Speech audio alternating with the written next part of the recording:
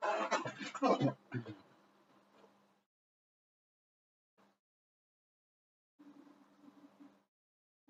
selamat malam teman-teman. Salam sejahtera, sehat selalu. Semoga teman-teman selalu dalam lindungan Tuhan. Terus untuk tetap menjaga keselamatan ya, dikarenakan cuaca pada belakangan ini sangatlah tidak kondusif ya. Pada kejadian pada pagi ini sampai sore ini hujan masih berlangsung. Jadi untuk teman-teman yang berkendara tetap fokus, tetap menjaga kesehatan dan keselamatan. Oke, pada pertemuan kali ini kita akan membahas mengenai security layer. Maksudnya daripada network security itu apa gitu kan? Apa itu jaringan komputer? Jaringan komputer itu adalah perpindahan data dari dua node atau dua komputer ya, saling terhubung dan bisa bertukar informasi.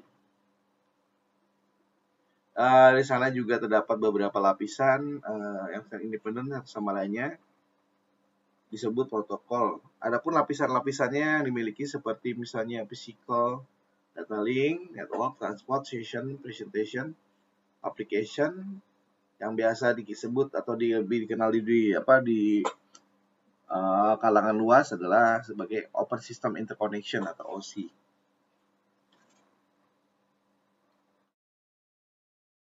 Contoh protokol diantaranya adalah TCP/IP, IPX/SPX, AppleTalk, NetBEUI.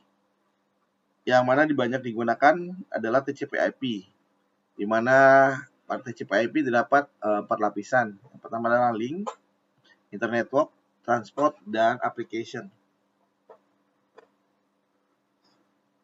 Lalu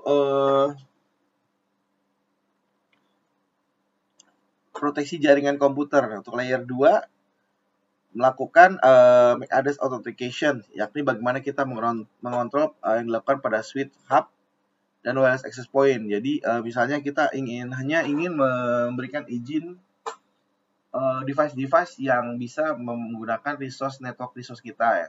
Oke, nanti jadi bikin saja whitelist orang-orang yang berada dalam lingkungan yang dalam satu organisasi yang memiliki device, kita lakukan pencatatan atau inventarisir berupa MAC address-nya. Lalu kita masukkan, kita daftarkan ke dalam whitelist pada perangkat wireless access maupun perangkat network lainnya.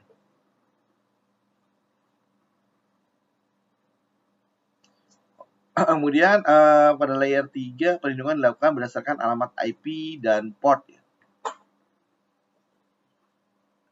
Bagaimana melindungi alamat IP dan port. Jadi misalnya kita memiliki sebuah environment network di mana di dalamnya terdapat beberapa aplikasi production. Selayaknya atau sepatutnya untuk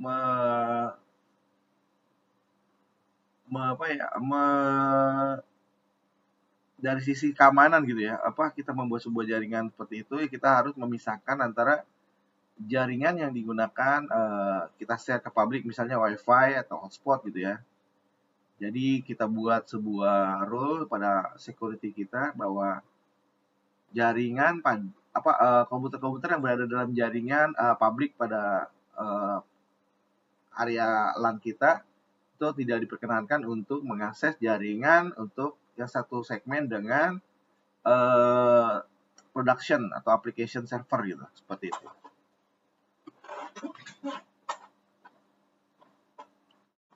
Kemudian bagaimana memproteksi jaringan pada layer 4 dan 5, yakni pengamanan lebih difokuskan dalam mengamankan data yang dikirim, misalnya dengan kita menggunakan VPN atau Virtual Private Network. Jadi kita terhubung dengan jaringan lain, misalnya kantor cabang itu ya, kita menggunakan VPN di mana kita membuat sebuah tunnel di belah pihak, ataupun kita bisa bikin single tunnel ya. Jadi yang lain itu bisa dial ke dalam perangkat router atau server kita ya, atau server VPN ya.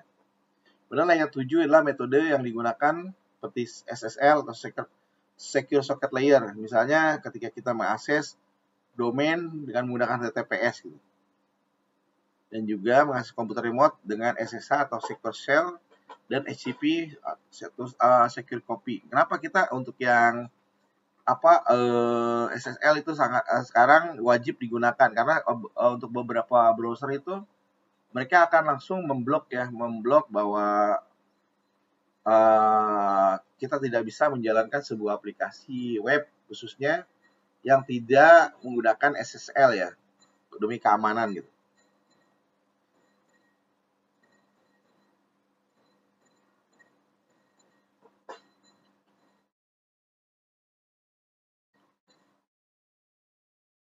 Bagaimana cara kerja daripada sebuah aplikasi firewall? Yakni dia melakukan pemeriksaan atas keseluruhan data yang diterima oleh aplikasi. Kemudian paket data tersebut disatukan lalu diperiksa apakah data yang dikirimkan berbahaya atau tidak. Jadi diperiksa dulu, di-checking.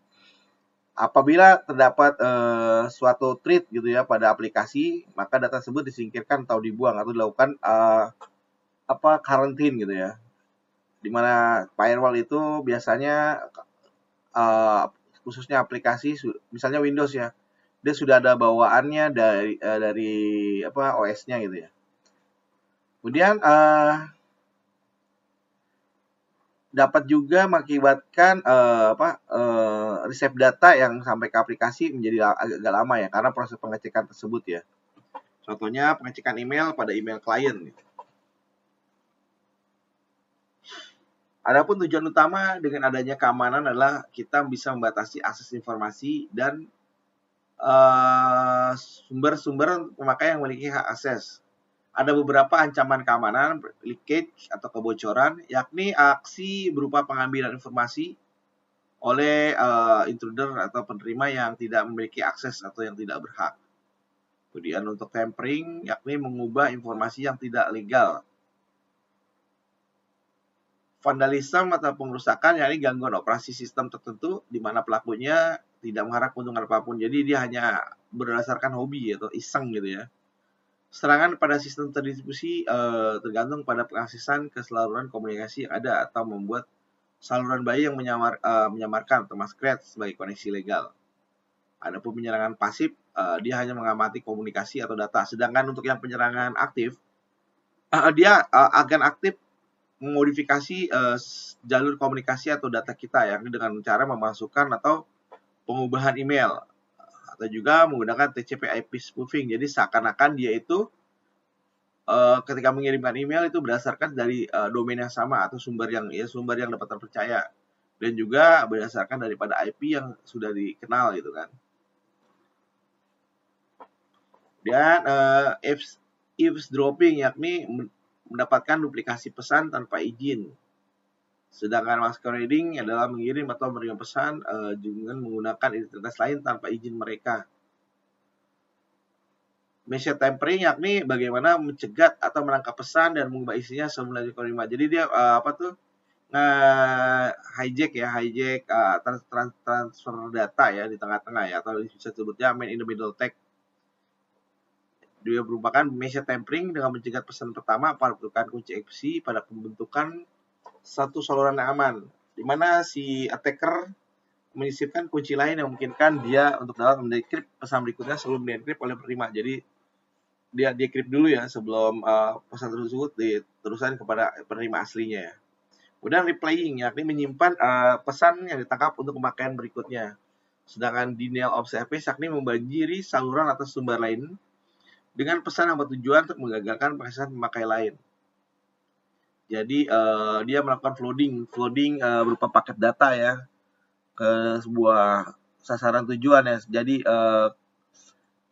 membanjirinya dengan data sehingga mengakibatkan si tujuan itu adalah server atau sebuah sistem dia akan mengalami kegagalan. Ada beberapa jenis serangan, DDoS atau denial of service atau distributed denial of service. Lalu paket sniffing. DDoS tadi yang itu yang pengiriman paket ya, kayak membanjiri sebuah aplikasi sistem itu dengan paket-paket data gitu ya. Paket sniffing ya, yakni paket yang merupakan bagaimana mereka mengintip gitu ya, mengintip apa-apa saja yang terbuka di pada jaringan kita ya. Apakah ada server yang menggunakan port berapa, protokol berapa yang bisa dieksplor. Sedangkan IP spoofing adalah dia berupaya seolah-olah dia berada atau menggunakan IP yang dipercaya ya, atau masuk dalam whitelist. Nah, ini contohnya ya. Tujuan daripada DOS atau DDoS lah menghabiskan sumber daya pada jaringan komputer. Jadi ketika peralatan tersebut drop, dibanjiri jaringan, maka dia akan drop ya. Contohnya sync flood attack, smoke attack, ping of death, dan buffer overflow. Cara kerja daripada sync flood attack ini ketika si klien mengirimkan paket dengan tanda sync, lalu si server mengirim pesan paket sync dan ACK. Lalu terakhir si klien ini mengirim paket ACK, maka koneksi akan terbuka. Nah, ketika koneksi akan berakhir, apabila salah satu pihak mengirim paket FIN atau paket RST atau connection timeout, lalu komputer server mengalokasikan sebuah memori untuk koneksi ini dikenal dengan istilah three-way handshake. Nah, pada serangan ini, sebuah host menerima paket sync dalam jumlah yang sangat banyak dan secara terus-menerus, yang mengakibatkan pada memori akan habis resource-nya ya. Lalu terdapat permintaan baru yang tidak dapat dilayani karena resource memori sudah terpakai. Kemudian untuk yang microblok, ketika penerima paket inisiasi, host mengalokasikan memori dengan sangat kecil. Kemudian diharapkan dapat menampung banyak koneksi. Smoke attack, dia menggunakan paket ping request. Ping akan mengirim satu paket data ke salah satu alamat, lalu alamatnya akan membalas prosesnya dicatat dalam bentuk lamanya waktu, seperti ini.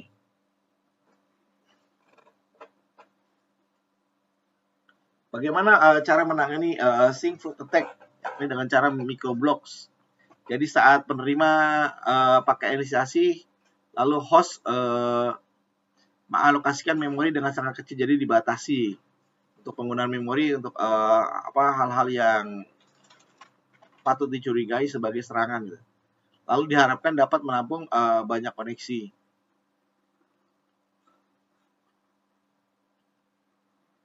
Kemudian kalau smoke attack, yakni kita menggunakan paket ping request, di mana ping akan mengirim satu paket data ke salah satu alamat, lalu alamatnya akan balas, prosesnya dicatat dalam bentuk lamanya waktu.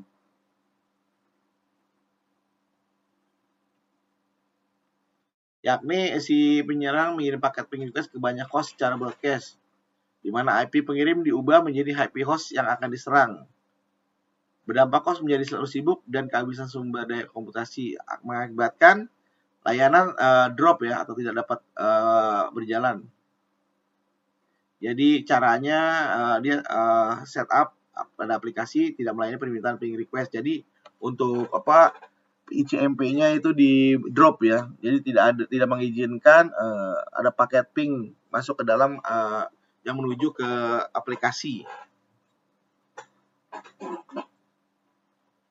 Nah, ini adalah contoh visualnya ICMP Echo ya, spoof source address of victim, kemudian dia lakukan pengiriman ke broadcast IP ya, seperti ini. Lalu untuk ping of death adalah berupa tujuan utama dalam bentuk paket yang berukuran lebih dari 65535, di mana itu ada batas maksimal untuk sistem operasi. Maka dia tidak menghandle paket yang lebih dari 65535, sehingga akan beberapa sistem operasi crash. Sedangkan buffer flow terjadi saat program menulis informasi yang lebih besar ke buffer daripada tempat yang dialokasikan di memori, di mana penyerang dapat mengganti data yang mengontrol jalur eksekusi program dan membajak kontrol program untuk mengeksekusi instruksi si penyerang. Nah, di sini ada beberapa contoh kasus serangan DOS pada 6 Februari, di mana portal Yahoo drop gitu selama 3 jam. Buy.com pada hari berikutnya setelah berapa jam dipublish atau ketika berapa jam dirilis ke khalayak ramai ya. Lalu eBay.com, Amazon, CNN, ZDNet, FBI juga mengalami serangan yang sama. Lalu Microsoft juga pernah diserang selama 2 jam. Al Jazeera juga pernah diserang.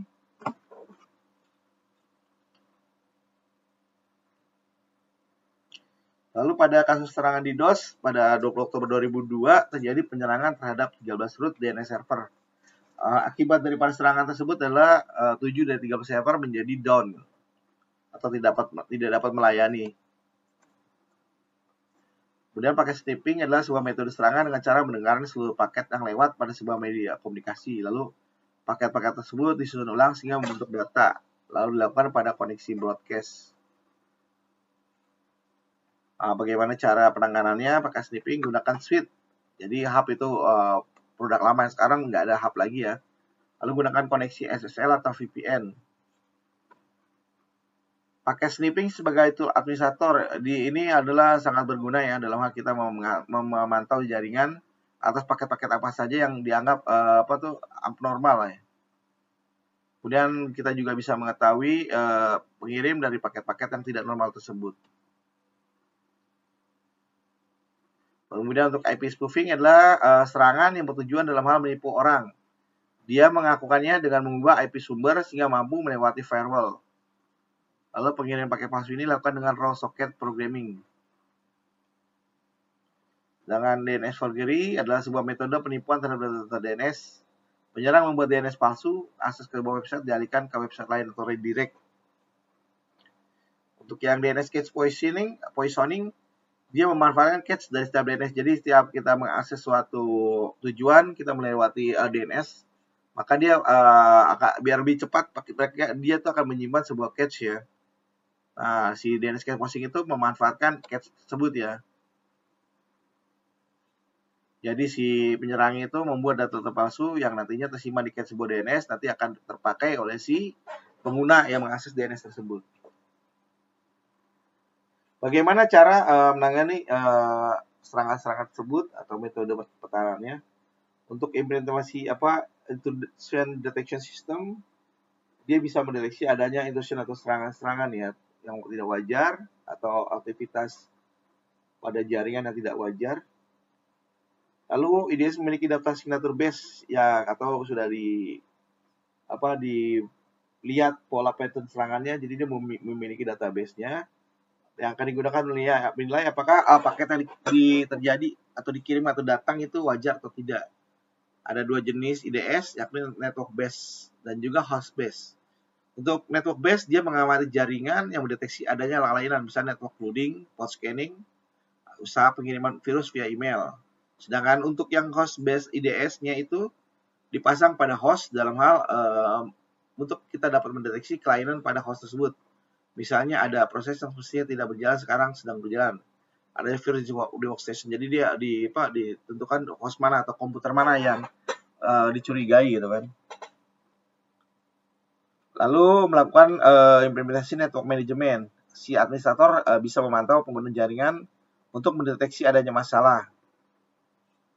Juga sering menggunakan Simple Network Management Protocol atau SNMP ya. Biasanya ini buat monitoring jaringan ya. Contohnya program MRTG ya. Program MRTG itu memanfaatkan Simple Network Management Protocol. Juga bisa menggunakan antivirus yang terupdate ya dengan sumber datanya atau repositorinya. Dia wajib atau mandatori harus dipasang pada workstation dan server yang ada di jaringan komputer, dan juga wajib untuk diterapkan kepada komputer-komputer yang terkoneksi ke internet dalam hal untuk mendukung operasional perusahaan. Kemudian kita melakukan evaluasi jaringan berupa apa yang harus kita evaluasi, desain baik di intranet maupun hubungan ke internet. Internet maksudnya lokalan ya. Lalu lakukan segmentasi itu di pembagian IP berdasarkan segmen. Misalnya ada yang misalnya bos itu pakai IP berapa, dengan misalnya beda gedung juga IP-nya beda gitu kan. Pisahkan jaringan internal dengan jaringan dapat diakses dari luar. Nah, makanya yang tadi saya bilang tadi ya, jika kita punya aplikasi, sistem aplikasi di perusahaan di tempat kita gitu ya, kalau diwajibkan gitu ya, pisahkan jaringan internalnya dengan jaringan dapat diakses dari luar. Misalnya WiFi itu harusnya dipisahkan ya dengan jalur yang digunakan oleh aplikasi-aplikasi tersebut ya. Lalu si administrator juga bisa menggunakan port scanning ya untuk melakukan pengecekan apa-apa saja port yang terbuka di setiap komputer. Lalu kita bisa mengaktifkan firewall bawaan OS atau operating system agar dapat memblokade gitu paket-paket yang tidak wajar. Ada beberapa insiden keamanan jaringan. Pertama, probe scan, account compromise, root compromise, packet sniffer, DOS, exploitation of trust, malicious code, dan infrastructure attack. Untuk probe biasanya ada sebuah usaha yang lazim dalam hal memperoleh akses ke dalam suatu sistem guna menemukan informasi tentang sistem tersebut. Bisa dianalogikan sebagai usaha untuk masuki sebuah ruangan dengan mencoba-coba apa pintunya terkunci atau tidak. Sedangkan scan ada berupa kegiatan probe dalam jumlah besar. Dia sudah menggunakan tools atau alat secara otomatis. Dia dapat mengetahui port-port yang terbuka pada sebuah host tujuan lokal atau target, di mana IP address yang aktif, bahkan bisa untuk mengetahui sistem operasi yang digunakan pada host yang dituju. Sedangkan akun kompromis, penggunaan akun sebuah komputer secara ilegal oleh seorang yang bukan milik akun tersebut. Akun kompromis dapat mengakibatkan korban mengalami kehilangan atau kerusakan data. Jadi misalnya akun komputer kita itu digunakan oleh orang lain ya. Lalu root compromise mirip dengan akun kompromis, dengan perbedaan akun yang digunakan secara ilegal adalah akun yang punya privilege sebagai super user atau administrator sistem. Hal yang dapat ditimbulkan adalah bisa mengubah kinerja sistem dan juga menjalankan program yang tidak sah. Jadi ketika root itu udah super user ya, udah di atas. Jadi ketika kita memiliki akses root, itu kita udah bisa buat ngapain aja gitu. Paket sniffer adalah program yang dapat digunakan untuk menyadap data dan informasi melalui jaringan komputer. Untuk seorang admin, program ini bermanfaat banget ya untuk mencari debug kesalahan jaringan, kemudian dapat memantau adanya serangan. Mode Prometheus mendengar semua traffic yang sedang berjalan, sedangkan DDoS merupakan sebuah usaha dalam bentuk serangan untuk melumpuhkan sistem menjadikan target agar sistem tersebut tidak dapat menyediakan servisnya atau jika servis menurun dengan drastis yang mengakibatkan crash.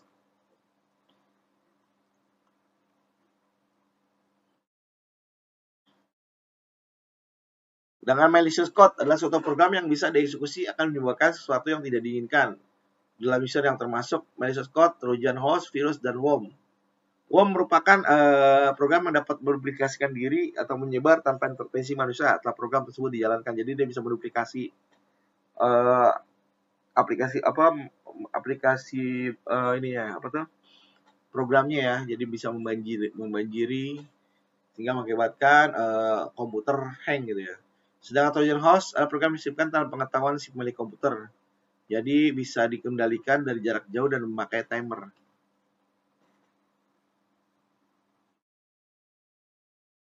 Lalu kita akan membahas mengenai apa saja masalah keamanan komputer. Adalah segala sesuatu yang mengenai keamanan bagi sistem komputer, baik hardware, software, maupun brainware. Contohnya pada hardware, pencurian, kemudian software, serangan virus, cracker, lalu manusia, brainware-nya misalnya pembajakan tenaga kerja. Adapun filosofi dari keamanan komputer, jadi ketika kita ingin mengamankan sebuah sistem komputer yang baik, diwajibkan atau kita harus tahu karakteristik pengganggu yang akan mendatangi sistem komputer. Jadi kita harus tahu dulu nih tipe-tipe si pengganggunya seperti apa gitu kan. Jadi kita bisa lebih waspada dan bisa melakukan preventif. Cracking yakni berupa pengerusakan pada suatu jaringan yang sudah ada, bisa pengerusakan pada sistem dari suatu server. Cracking adalah cara hacking dengan tujuan jahat. Spamming, penerimaan berita atau iklan lewat surat elektronik email yang tak dikehendaki seperti pengiriman email dapat hadiah, lotre, atau orang yang mengaku punya rekening di Bank Afrika atau Timur Tengah. Biasanya sering ya, masing-masing metode ini masih dapat ditemui ya di email-email ya. Dan juga sekarang juga ada juga phishing gitu kan. Spamming, phishing itu di aplikasi-aplikasi chat gitu udah banyak juga ya. Sedangkan phreaking adalah mendapatkan sesuatu yang gratis dengan memanfaatkan celah bugs pada menggunakan teknologi telepon. Device dan mengubah halaman situs website. Biasanya semata-mata iseng ya. Biasanya pamer gitu kan. Dan juga ada juga ya beberapa yang jahat ya untuk menjual datanya ke black market gitu ya. Phishing adalah kegiatan mancing memakai komputer di internet atau user agar si user tersebut bisa memberikan informasi data diri berupa konfidensial atau kredensial ya. Sedangkan carding adalah berbelanja menggunakan nomor dan identitas kartu orang lain yang diperoleh secara ilegal, biasanya dengan mencuri data pada internet. Biasanya dia bisa mencuri dari cache atau database yang ada di komputer sistem e-commerce atau sistem penjualannya ya. Nah, di sini ada prinsip sebuah keamanan jaringan. Dia harus confidentiality atau kerahasiaan ya. Lalu integrity, harus memastikan hanya individu yang berenang dapat berubah. Availability, jadi harus selalu ada gitu ya, available. Least privilege, maksudnya meminimalkan hak istimewa seminimal mungkin sesuai dengan keperluan yang spesifik. Tiap orang hanya diberi akses tidak lebih dari yang dibutuhkan untuk menjalankan tugasnya. Misalkan contohnya staf pemasaran hanya dapat mengakses untuk menjalankan aplikasi administrasi pemasaran dan penjualan. Kemudian seorang staf pegawai hanya dapat akses menjalankan aplikasi administrasi kepegawaian. Jadi sudah dibagi-bagi skupnya pada aplikasi, dia memiliki akses kemana gitu. Defend in depth, menggunakan berbagai perangkat keamanan untuk saling membackup, misalnya menggunakan multiple training router, mirroring hard disk pada server, 2 CDRW, untuk 1 kali backup data yaitu 2 kali sehari. Lalu choke point, semua keluar masuk lewat satu atau sedikit gerbang, saat tidak ada cara lain kecuali keluar masuk selain lewat gerbang tersebut. Weak link, memantau titik lemah jaringan. Kelemahan jaringan di dalam sistem security organisasi perlu diawasi adalah bila ada virus baru yang tidak terdeteksi. Oleh karena itu, update antivirus pada server dan klien harus selalu dilakukan dan tidak boleh diabaikan. Itu udah mandatory. File substance, kalau suatu perangkat keamanan rusak, maka secara default perangkat tersebut settingnya akan disetting yang paling aman. Misalnya pakai filtering, kalau rusak akan mencegah semua paket keluar masuk. Sedangkan universal participation, bahwa semua orang dalam organisasi harus terlibat dalam proses security, di mana tiap 3 bulan sekali harus dilakukan pelatihan dalam menyegarkan kembali ingatan dan pentingnya pengamanan perangkat keamanan komputer. Kemudian diversity of defense, menggunakan beberapa jenis sistem yang berbeda untuk pertahanan. Maksudnya kalau penyerang sudah menyerang satu jenis sistem pertahanan, maka tetap akan perlu belajar sistem jenis lainnya. Nah, di sini ada beberapa serangan keamanan berdasarkan aset dinamis ya. Serangan keamanan terhadap aset dinamis yang dibedakan dari beberapa model: interruption, interception, modification, dan fabrication. Nah, ini adalah contoh daripada interruption attack. Interruption attack ini source-nya, kemudian ini decision-nya. Ini network loading DOS atau DOS. Jadi ini melakukan pembajaran data ya. Interception attack, maksud snipping, wiretapping. Modification attack berupa virus trojan, defacing gitu ya. Fabrication attack ada menggunakan fake email, spoof, paket gitu ya. Interruption terjadi apabila data yang dikirimkan dari A itu tidak sampai pada orang yang berhak atau si B gitu ya. Di mana interruption adalah pola penyerangan terhadap sifat availability data. Kemudian perangkat sistem menjadi rusak atau tidak tersedia, di mana serangan ditujukan pada ketersediaan. Misalnya memotong jarak komunikasi dan membanjiri data masuk melalui flooding atau membuat router sangat sibuk, sehingga pengguna tidak dapat menggunakan server dalam jaringan ini. Nah, ini biasanya DOS ya, contohnya. Modification, pihak ketiga C berhasil merubah pesan dikirimkan dari A sebelum sampai ke B. Adapun dia melakukan modifikasi pada pola penyerangan terhadap sifat integrity atau kasihan data. Pihak tidak berwenang tidak ada saja basis aset, tetapi dapat juga mengubah temper aset. Contoh dari serangan ini adalah mengubah isi dari website, device. Fabrication, penyerang berhasil mengirim data ke tujuan dengan memanfaatkan